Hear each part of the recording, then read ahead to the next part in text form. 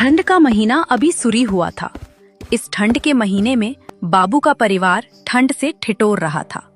अपने परिवार को बचाने के लिए बाबू के पास ठंड का कंबल तक नहीं था। बाबू बहुत ही गरीब था। सुनिए जी, बच्चे भूख से तड़प रहे हैं। घर में अनाज नहीं बचा है।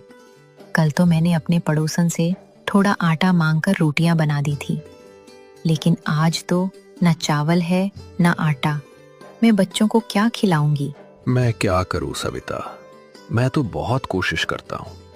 मुझे कभी काम मिल पाता तो कभी नहीं। सुबह ही गया था कि मुझे किसी ने काम नहीं दिया।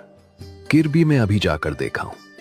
तुम एक काम करो, तुम आज भी पड़ोसन से कुछ आटा नहीं तो चावल मांग कर लेकर आओ और बच्चों के लिए कुछ ना कुछ बना दो।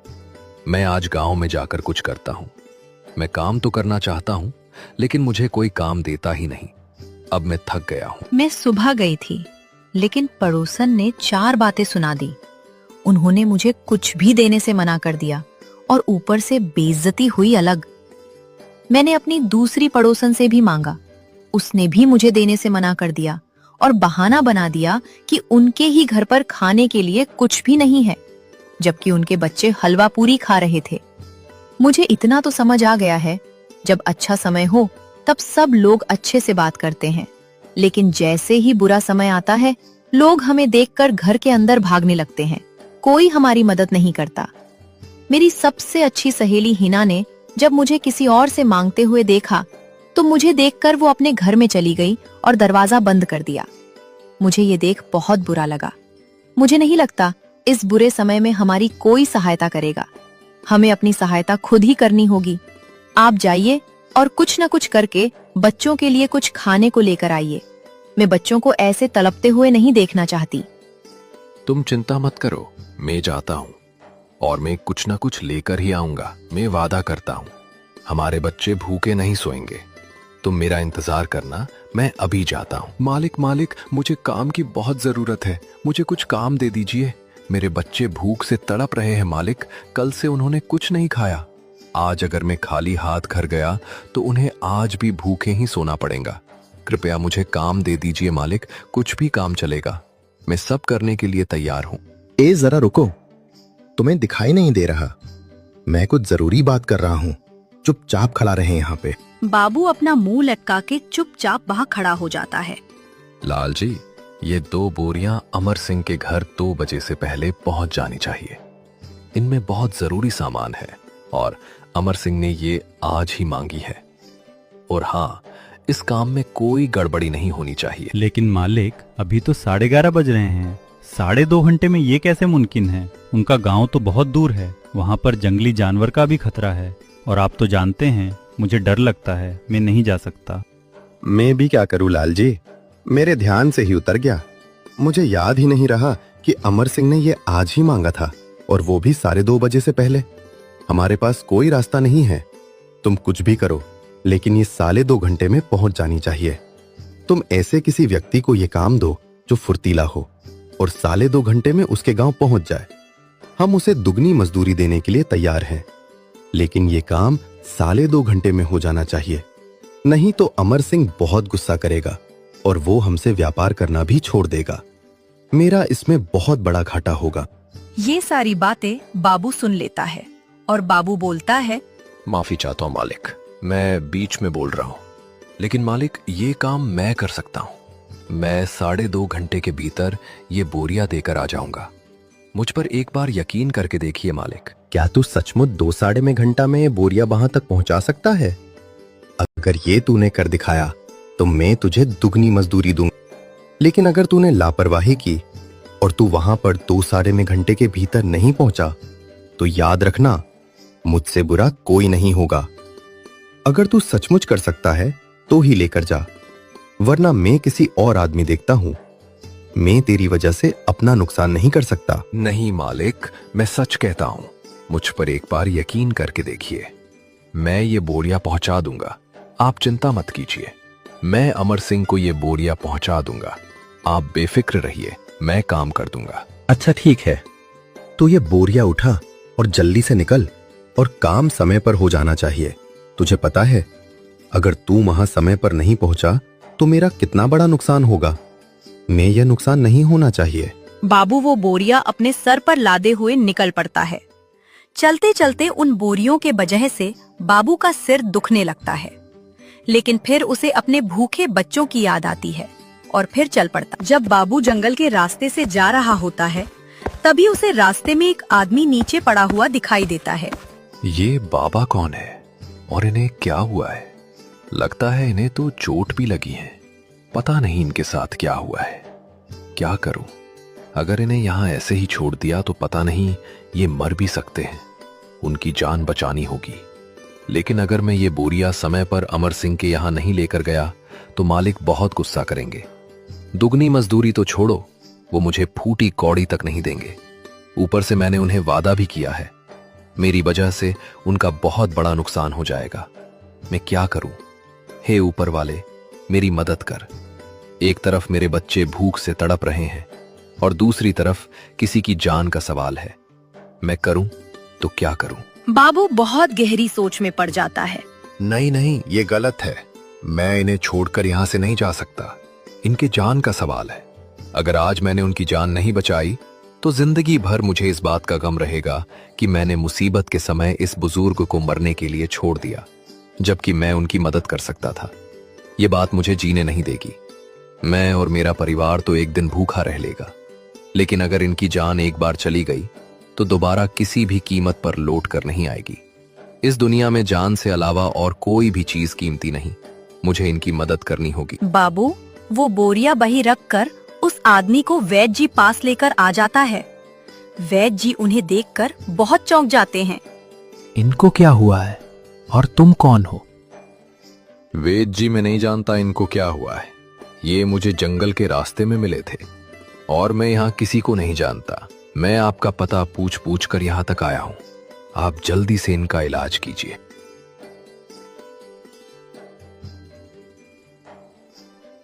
फिर थोड़ी देर बाद बाहर आकर बाबू से कहते हैं उन्हें दिल का दौर आया था, लेकिन अब वो खतरे से बाहर है। तुम जानते हो तुमने कितना बड़ा काम किया है। तुम जिन्हें यहाँ लेकर आए हो, क्या तुम्हें पता है वो कौन है? मुझे नहीं पता वो कौन है। मैंने तो बस इंसानियत के नाते उनकी मदद की है। वो चाहे कोई भी हो, मुझे इससे कोई वास्ता नहीं। लेकिन मैं उन्हें ऐसे रास्ते में तड़पते हुए नहीं छोड़ना चाहता था, इसलिए मैं उन्हें यहाँ लेकर आ गया। तुमने बहुत नेकी का काम किया है। तुम जिन्हें यहाँ लेकर आए हो वो इस गांव के सबसे रईस आदमी रमू सिंह जी है। उनसे बड़ा रईस आसपास के 90 गांव में भी नहीं है।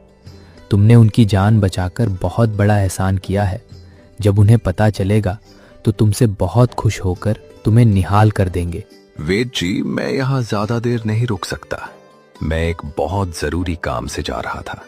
घर पर मेरे बच्चे भूखे हैं, मेरा इंतजार कर रहे हैं। मुझे जल्दी से वो काम करके घर लौटना है। क्या बात कर रहे हो? रुको, मैं अभी तुम्हें कुछ पैसे देता हूँ। तुम अपने घर पर खाने के लिए लेकर जा। नहीं नहीं वेद जी, मुझे इनाम नहीं चाहिए। मैं इनाम की कमाई नहीं लेना चाहता।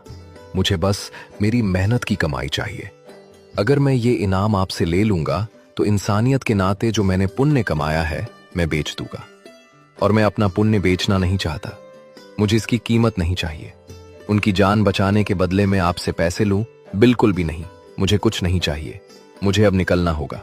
मैं जाता हूँ। ऐसा कहकर बाबू वहाँ से निकल जाता है। तभी रास्ते में उसे सेठ मिल जाता है। उल्लू के पट्टे कहाँ मर गया था? मैंने तुझे क्या बोला था? तूने मेरा बहुत बड़ा नुकसान किया है। सेठ रमू सिंह बहुत गुस्से में था। तेरी वजह से मेरा बहुत बड़ा नुकसान हुआ है। तुझे तो मैं फूटी कौड़ी तक नहीं दूंगा। गलती मेरी ही है जो मैंने तुझ पर भरोसा किया। तू भरोसे लायक है ही नहीं। अगर तू समय पर मेरा काम कर देता तो मैं तुझे और भी काम दे सकता था, लेकिन नहीं, शायद तू इस लायक ही नहीं। ऐसा मत कीजिए मालिक, मुझे माफ कर दीजिए। दरअसल रास्ते में एक आदमी बेहोशी की हालात में पड़ा हुआ था। मैं उसे लेकर वेद जी के पास गया था। अगर मैं ये बोरियां पहुंचा देता तो आदमी की जान चली जाती। मालिक, इन बोरियों से ज्यादा कीमती उस आदमी की जान थी। मैं भलाई काम किया है। आपकी बोरियां आज नहीं तो कल रमू सिंह जी के पास पहुंच ही जाएगी। मैं आपकी बोरियां पहुंचा दूंगा। तेरी इतनी हिम्मत, तुम मुझसे जवान लड़ता है। अगर वो आदमी मर जाता तो क्या, आज न कल तो उसे भी मरना ही है। लेकिन तूने उस आदमी के लिए मेरा इतना बड़ा नुकसान करवाया। मैं तुझे माफ नहीं करूंगा। मेरे आपके उस पुण्य का हिसाब जरूर होगा। यहाँ कोई भी किया गया पुण्य जाया नहीं जाता, सबका हिसाब होता है। आपने अपने बच्चों के बारे में ना सोचकर उस अनजान आदमी की मदद की है। देख लेना, ईश्वर एक दिन हमारी मदद जरूर करेगा। ईद से दोनों रात पानी भूखे ही सो जाते हैं। अगली सुबह जब सेठ रमू सिंह को होश आता है, तब वेद जी उन्हें सारी बातें बताते हैं। रमू सिंह बोलता है, क्या बात कर रहे हो वेद जी? आपने उस आदमी को रोका क्यों नहीं? हम उसका धन्यवाद करते, उसने हमारी जान बचाई है। उसने हम पर बहुत बड़ा एहसान किया है, नहीं तो शायद मैं आज जिंदा भी नहीं रहता। सेठ जी, मैंने उसे रोकने की बहुत कोशिश की, लेकिन वो बहुत मुसीबत में था। वो कह रहा था कि उसके बच्चे भूखे उसका इंतजार कर रहे हैं। सेठ जी, उसके हालात बहुत खराब थे। मुझे लगता है उसे पैसों की बहुत जरूरत थी। मैं तो उस वक्त होश में नहीं था। तुमने उसकी मदद क्यों नहीं? तुम उसे कुछ पैसे दे देते, बदले में तुम्हें कई गुना पैसे से देता। अरे अब मैं क्या करूं वेद जी? जिस व्यक्ति ने मेरी मदद की वो ही बहुत बड़ी मुसीबत में है। मुझे थोड़ा पहले होश आ जाता तो मैं उस आदमी की मदद कर पाता। सेठ जी, मैंने उसकी मदद करनी चाहिए थी। मैं उसे पैसे भी दे रहा था, लेकिन वो बहुत खुददार निकला। उसने बहुत पैसे लेने से इनकार कर दिया। मैंने ऐसा आदमी तो अपने जीवन में कभी नहीं देखा। कोई इतना भी ईमानदार और खुददार हो सकता है? हम अभी के अभी उसके गांव जाकर उसे इनाम देना चाहेंगे, और जिस अनजान आदमी ने हमारी जान बचाई है उस आदमी को हम मुसीबत में नहीं देखना चाहते।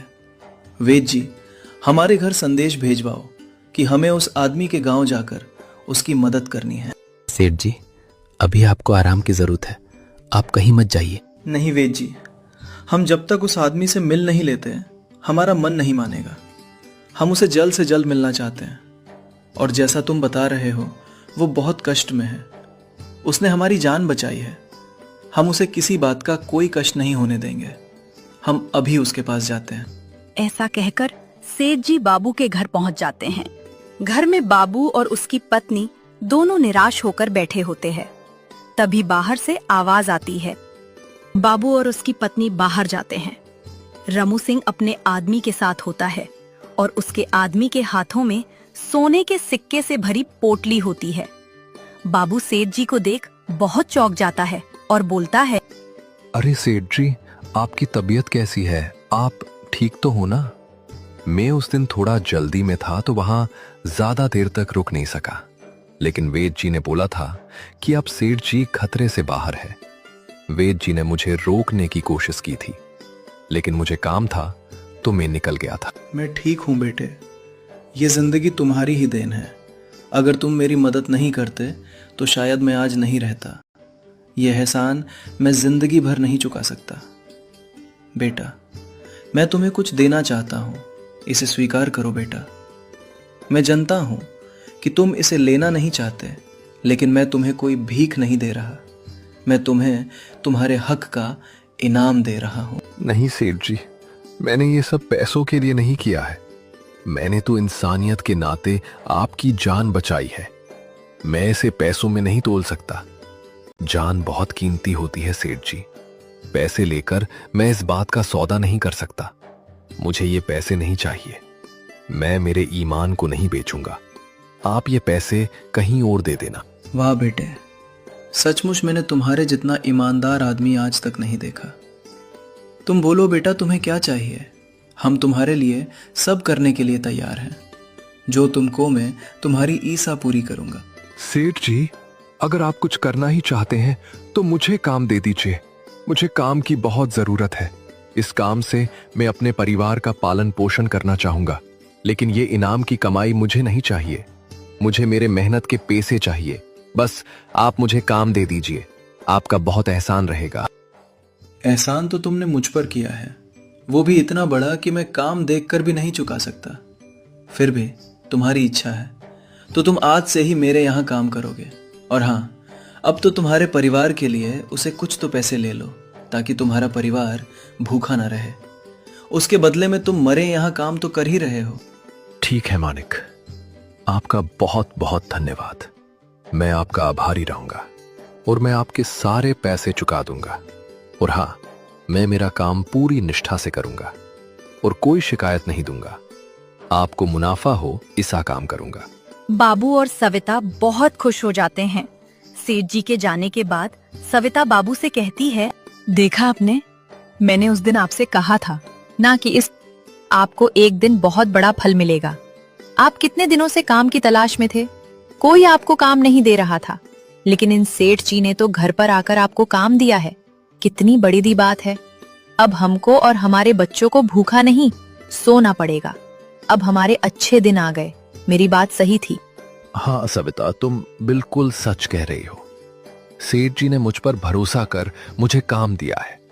मैं पूरी निष्ठा और ईमानदारी से सेठ जी के यहाँ काम करूंगा। उन्हें कभी कोई शिकायत का मौका नहीं दूंगा। सेठ जी अपने मुनीम से बात कर रहे होते हैं। सभी बाबू को देख मुनीम कहता है, कौन है तू? अंदर कैसे आया? तेरी हिम्मत कैसे हुई जो सीधा सेठ जी के पास आने की? तुझे बाहर किसी ने रोका नहीं? निकल यहां से। पता नहीं कहां से आ जाते हैं मुंह उठाकर। मुनीम, जुबान संभाल कर बात करो। इसे मैंने यहां बुलाया है। इसने हम पर बहुत बड़ा एहसान किया है। ये हमारे दिल के बेहद करीब है। और हाँ मुनीम जी, याद है, इसे किसी बात की कोई कमी नहीं होनी चाहिए। आज से हम आपका काम कम कर रहे हैं। आज तक आपके कंधों पर हमने बहुत बोझ डाल दिया था। अब वो बोझ मैं उतार रहा हूं। आज से हम हमारे मजदूरों का हिसाब किताब बाबू भी देखेगा। बाबू, मेरी बात ध्यान से सुनो। हमारे यहाँ जितने भी मजदूर काम करते हैं उन सब की तनख्वाह का हिसाब तुम रखोगे। और तुम्हें अगर और मजदूरों की जरूरत पड़ी तो तुम उसे भी काम पर रख सकते हो। ये जिम्मेदारी भी तुम्हारी होगी। किसे काम पर रखना है और किसे नहीं, ये सब तुम देखोगे। तुम सारे मजदूर पर ध्यान रखोगे। मालिक, इतनी बड़ी जिम्मेदारी क्या मैं संभाल पाऊंगा? मुझे कोई छोटा मोटा काम दे दीजिए मालिक, मैं इस लायक नहीं हूं। हमें तुम पर पूरा भरोसा है बेटे कि तुम ये काम पूरी ईमानदारी से करोगे। और हम पूरे दिल से तुम्हें ये काम सौंपना चाहते हैं, क्योंकि हमें तुम्हारे जैसे ईमानदार आदमी की जरूरत है।